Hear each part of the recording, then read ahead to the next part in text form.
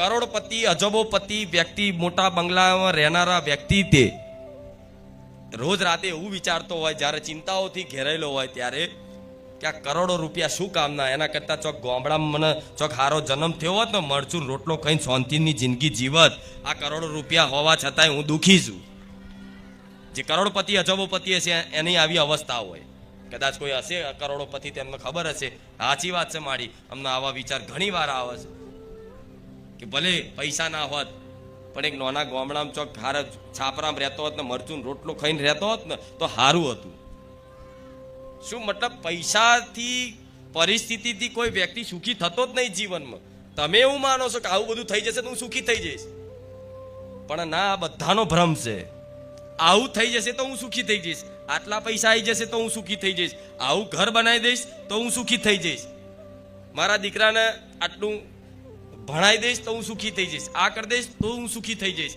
આ બધી યોજનાઓ બનાવો છો ને જીવનની, આવું કરીશ, આવું કરીશ, આવું કરીશ, અને જ્યારે એ વસ્તુ નહીં થતી તમારા જીવનમાં ત્યારે માણસ દુઃખી થાય છે કે મેં આટલી બધી મહેનત કરી, એક જ લક્ષ્ય બનાવ્યું, આવું કરીશ, આવું કરીશ, પણ કશું થયું તો તમે તમારા ધાર્યું અત્યાર સુધી થયું છે?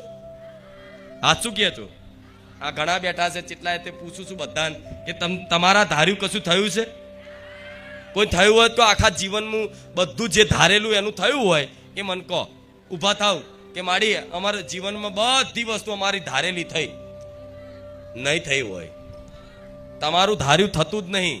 ધાર્યું મારા ભગવાને રચના રચાયેલી, એ મારા ભગવાનનું જ ધાર્યું થાય છે.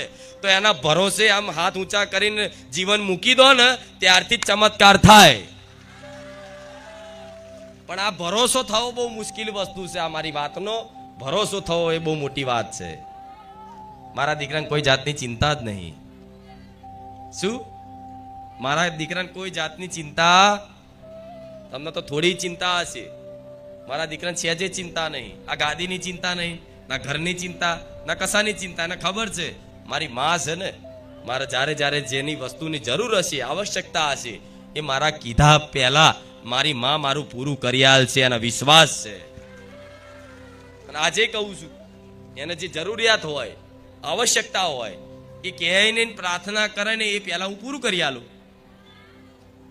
તો હું એને જેટલો વહાલ કરું છું, એને જેટલો પ્રેમ કરું છું, શું મારા ભક્તોને એટલો વહાલ પ્રેમ ના કરી શકું? કરી શકું ને? હા, તો મારે એવો પ્રેમ દર્શાવવો છે કે માં શું છે, માં શું છે. એ માની મમતા, માનો પ્રેમ હજુ કોઈ અનુભવ નહીં કર્યો. એક વખત અનુભવ થાય ને તો તમે મારા માટે બધું છોડ દો. પણ આ વાત સત્ય છે. પણ મારું ક્યારે બનાશે? મારું જ્યારે કામનાઓ છોડ દેશો, ઈચ્છાઓ છોડ દેશો. આ વાત બધાને લાગુ નહીં પડે હો. જે મારા વાલા ભક્તો છે, જે મને ગુરુ તરીકે માને છે, જે ભગવાન તરીકે કદાચ મને માતાને માને છે, એવા ઘણા એવા ભક્તો છે, એને આ વાત લાગુ પડે. શું? એના આ વાત લાગુ પડે.